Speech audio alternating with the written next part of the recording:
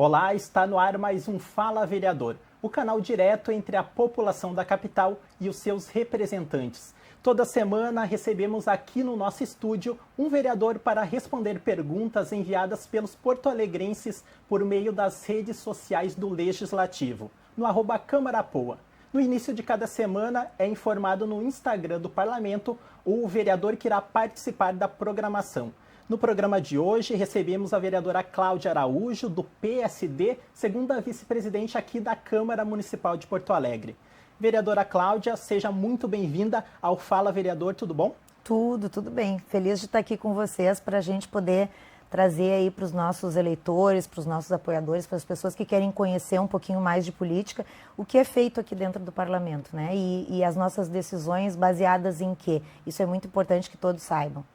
Perfeito. Vereadora, antes de nós partirmos para a primeira pergunta enviada pelo público, eu gostaria de saber da senhora como que está sendo essa experiência de fazer parte da mesa diretora aqui do Legislativo. Durante os últimos anos, a senhora teve essa atuação apenas como parlamentar e agora como uma das dirigentes. Quais as diferenças, quais os desafios? Porque a gente sabe que a Câmara Municipal de Porto Alegre é uma das maiores do país e a Câmara Municipal aqui da capital dos gaúchos, uma das cidades mais importantes. Como é que é essa experiência para a senhora? Na verdade, eu estou há pouco tempo, né, na política, como parlamentar há 4 anos, né, e fui procuradora da Casa, procuradora da Mulher, estive como presidente da Comissão de Saúde e hoje estou tendo a experiência, neste ano, de ser a segunda vice-presidente da mesa diretora, onde a gente define, né, as pautas como um todo, da Câmara, né, em si. Então, assim, tudo que vai acontecer, seja um evento, seja uma reforma, seja o que for, passa pela mesa diretora. Então, é muito importante este papel que nós temos, os vereadores que compõem a mesa, porque juntos a gente decide o limite das coisas e como a gente pode atuar dentro da Câmara. Então, é bem importante esse papel. Despende, assim, que a gente esteja muito tranquilo para poder exercer sem ter opiniões próprias e sim coletivas, né? Perfeito. Vereador, então vamos partir para a primeira questão, vai aparecer aqui no nosso telão.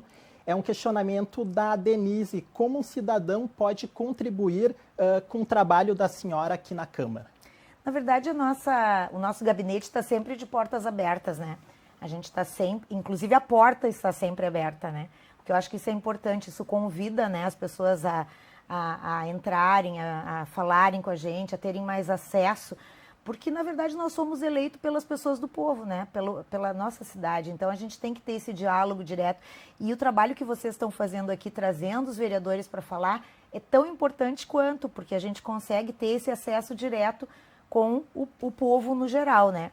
Então, assim, na verdade é marcar uma agenda. A gente tem o nosso telefone do gabinete, que é o 3226-5817, que é direto do gabinete da vereadora Cláudia Araújo. Agenda, traz a pauta e muito importante a gente saber sobre o que a gente vai falar, para que a gente já possa ter alguns encaminhamentos antes também sobre a pauta, mas a gente está sempre de portas abertas para atender, para ouvir, para tentar ajudar dentro do que a gente puder. A gente não consegue resolver muitas vezes tudo, né? Mas tudo que é possível fazer enquanto legislativo, ou enquanto o suporte com o executivo, que dialoga muito conosco. A gente tem uma gestão hoje, o prefeito é uma pessoa de diálogo, uma pessoa que ouve, que faz a reunião se for preciso, então a gente consegue fazer esse encaminhamento. Então a gente está aí para construir, para conseguir atender as pessoas. Então é nos procurar diretamente. Vereadora, e eu lembro também que a senhora é vice-presidente da Comissão de Saúde, a COSMAN, tem um trabalho muito atuante nessa área da saúde. E o segundo questionamento que vai aparecer aqui foi enviado pela Mari. Ela quer saber quais os projetos para a saúde da mulher, vereadora. A gente sabe que nos últimos anos a questão da saúde feminina está tendo um tratamento bem prioritário. O legislativo vê com uma preocupação muito grande, né? Quais os projetos que a senhora tem para essa questão, para essa área específica? Na verdade, eu atuo muito dentro do geral, né, da saúde. A saúde da mulher é um dos papéis. Sempre no mês de outubro, por exemplo, eu sou a proponente do Outubro Rosa na Câmara. Já são 2 anos seguidos que eu faço essa proposição para que a gente faça tanto na Comissão de Saúde quanto no plenário, uma fala, seja em comunicação, seja em grande expediente, mas é importante a gente trazer. É claro que o Outubro Rosa ele não é só no mês de outubro, e a gente fala isso sempre, né? Mas que a gente possa trazer o tema do câncer de mama, o Novembro Azul também, que é para os homens, não é para as mulheres, mas que também é importante. Então, a pauta do câncer de mama ela é muito importante. Inclusive, ontem nós aprovamos um projeto de um vereador que reduz a faixa etária das mulheres para fazer a ecografia mamária, para fazer a mamografia, porque hoje, pela legislação, é 45 anos. Então, se baixou a nível de município, depois dessa lei sancionada, para 40 anos. Então, as mulheres terão mais acesso a esse tipo de exame que é tão importante para a prevenção. Né? Então, a gente está sempre trabalhando projetos voltados à área da saúde, mas é um todo, é como um todo, não é para atender só as mulheres, é para atender as pessoas como no geral. Né? Então, a gente tem o Outubro Rosa, que é específico das mulheres, tem outros meses também que a gente fala sobre o mês do suicídio, sobre que muitas mulheres hoje, infelizmente, são vítimas do suicídio, acabam, e a gente trouxe o CVV também, teve aí na Câmara fazendo uma fala pela passagem do aniversário, que é tão importante esse acolhimento, a questão da saúde mental da mulher, né? Porque a mulher é mãe, a mulher é dona de casa, a mulher trabalha, então ela tem várias atividades, então ela também precisa, dentro da questão da saúde mental, ser acolhida, Então, tem várias pautas, assim, dentro desse tema das mulheres, mas, para mim, é mais como um todo. Eu acho que a gente precisa... Hoje nós temos aí as UTIs pediátricas lotadas, nós estamos entrando no inverno, Então, são muitas questões, e quando tu fala de criança, de pediatria, tu fala de mulher também. Né? Porque se o teu filho está bem, consegue ser atendido, consegue ter um atendimento de qualidade, a mãe também está bem. E a gente sabe que o emocional das mulheres, quando estão abalados, desencadeiam muitas doenças, muitos problemas. Né? Então, eu acho que tudo tem uma relação. Perfeito. Vereadora, continuando nessa parte da saúde pública, a próxima pergunta ela é da Josiane Almeida, e ela quer saber que olhar podemos dar para os cuidadores de pessoas com necessidades especiais. A gente sabe que não é fácil, depende um trabalho muito intenso, depende de tempo, depende de apoio também do poder público. Que olhar a gente aqui no Legislativo pode dar para essas pessoas? Na verdade, eu tenho até um projeto aprovado, que é o projeto do cuidador voluntário, que não é específico para crianças com deficiência, para pessoas com deficiência, mas que é muito importante porque não tem a valorização, né? Então, hoje tu cuida de alguém voluntariamente e tu não é reconhecido como profissão, como uma coisa que pode te valer, porque no nosso projeto isso vale como horas. Se tu te apresenta como cuidador voluntário, ele vale como horas para um curso que tu venha fazer, por exemplo, valendo como estágio. Se tu fizer um serviço social, se tu fizer um curso voltado à área de saúde e tal, que tu possa utilizar como cuidador voluntário essas horas como teu estágio. Então, isso valoriza a profissão, valoriza a pessoa que está fazendo o cuidado com o coração, né? Então, assim, a pauta das pessoas com deficiência, das crianças especiais, para mim ela é muito cara, ela é muito importante, porque eu tenho hoje, no Amor ao Próximo, nós temos mais de 80 crianças que a gente ajuda de forma fixa, mensalmente, que precisam de muitos acolhimentos, de muita ajuda, e normalmente os cuidadores dessas crianças são as mães, né? Porque, assim, muitas delas perdem seu companheiro, que não conseguem estar junto, não se sentem aptos e acabam saindo, né? E as mães acabam assumindo o papel de pai e mãe, sozinhas muitas vezes, e a grande maioria das vezes acontece isso, né? Então, a gente tem esse contato direto com as mães, que são normalmente as cuidadoras, né, das crianças com deficiência, né? A gente sabe que tem outras pessoas, tem as home care, que atendem as crianças com deficiência, que infelizmente algumas home cares acabam se utilizando desta mão de obra e sem uma valorização adequada, que eu acho que deveria haver. Então, assim, a gente tem muitos problemas voltados a isso, né? Mas eu acho que a gente está aí para pensar juntos. De repente, se a Josiane tiver ideia, né? Isso. Tiver ideias e queira nos trazer, a gente está aberto para a gente construir projetos juntos que sejam voltados à valorização desses profissionais. Certo. Vereadora, vamos agora para a última questão, vai aparecer aqui, é da Maura. como que tu vê a questão da saúde pública de Porto Alegre agora na gestão do prefeito Sebastião Melo? A gente sabe que a senhora faz parte, né, da base do governo. Como é que esse trabalho, essa parceria entre o seu gabinete aqui no Legislativo com a Prefeitura de Porto Alegre? Na verdade, eu sou vice-líder do governo aqui na Câmara, né? A gente está muito próximo e eu falo muito com o prefeito as questões voltadas à saúde. A gente tem muitos problemas. A gente terceirizou parte dos postos da atenção primária. Hoje nós temos grandes parceiros trabalhando. A gente sabe que toda mudança e toda adequação ela é muito difícil de se fazer. Agora a gente teve um edital que deu problema, teve que ser refeito. Então, assim, assumiram instituições tipo IB Saúde, Vila Nova, Santa Casa, GHC continuou com os postos que já tinha a parceirização, Divina também. Então, esses são os parceiros da cidade hoje dentro da atenção primária. Então, eu acho que o nosso foco, o nosso olhar, ele tem que ser voltado para os postos de atendimento, as unidades básicas de saúde, porque se a gente conseguir atender bem dentro das unidades, a gente deixa de levar para dentro dos hospitais. Porque tem muita coisa que a gente consegue resolver através da unidade básica de saúde, né? Muitos casos que se forem bem atendidos e bem acolhidos, a gente tem problema? Tem. A gente tem algumas unidades que a gente reclama, inclusive, e que não é o prefeito Melo, mas que a gente, como gestão, precisa cobrar. Material dispensado, que era dispensado uma quantidade, reduziu as quantidades. Aí quem tem alguém acamado, alguém especial em casa, sabe a dificuldade que é para poder receber esse material. Muitas vezes tem que brigar nos postos. A gente tem postos até às 22 horas, agora a gente está cobrando muito isso, porque eu recebo muita reclamação de que não tem médico no posto, de que o médico fica até tal hora. Então a gente tem que fazer esta fiscalização, que é o que a gente está fazendo. A gente está fazendo algumas visitas com a Comissão de Saúde, que eu sou vice-presidente, fui presidente no ano passado. Ano passado a gente ainda estava muito sobre o efeito da pandemia, não conseguiu fazer muita visita externa. Esse ano a gente já está conseguindo fazer novas visitas e ver a realidade em loco, né? Bem pontuais. Mas eu acho que a gente tem que ter esse olhar. A gente tem contratos em andamento que tem que ser analisados, que tem que ser pontuados para ver se realmente isso está bom. A gente tem problemas nas UTIs pediátricas, a gente tem o problema do cardiologia, que não é um problema municipal, é um problema estadual, mas que é a porta aberta para todo o estado, né? E que precisa de ajuda, precisa de atendimento. Hoje tem mais de 1.500 pessoas na fila do cardiologia para colocar um marca-passo, que o valor reduziu, isso é a nível federal, porque esse valor era da tabela, foi reduzido, então não conseguem fazer o atendimento para essas pessoas. E neste meio de caminho, neste fio de conexão, as pessoas acabam morrendo.